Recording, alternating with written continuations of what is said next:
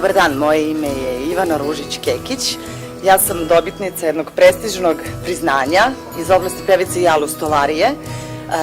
Inače, za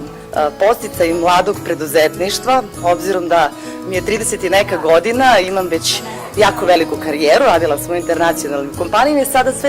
svo to stečeno iskustvo prenosim u izgradnju svoje privatne firme i jedne smo od retkih koji danas podstiču mlade, stipendiraju mlade, zato jesmo postigli uspeh i tek ćemo ga postići jer našu firmu čine ljudi, kao i svaku naravno. Tako da jedna od retkih firmi zaista koja najveći deo dobiti ulaže u svoje zaposlene,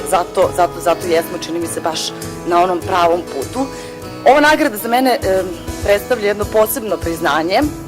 ne onog samo rada, jer ja nisam zadovoljna sa već ovim radom koji jeste, uvek to može bolje, može više i tako dalje. Predstavljam jedan podsticaj svim onim mladim ljudima i mladim ženama da u današnje vreme različitih ikona i praćenja nekakvih loših, po meni, trendova, oni krenu pravim putem i vide da je u Srbiji zaista apsolutno sve moguće. Da je moguće da jedna žena uspe, da je moguće da ti država pruži sve ono što ti je potrebno, a da nisi u stranci ili slične orijentacije i da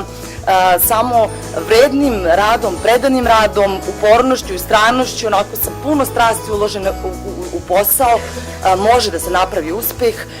i da je onda neminovno da za tebe čuju, da te vide, da te pohvale, nagrade i da to sve naravno za nas sve predstavlja tek početak.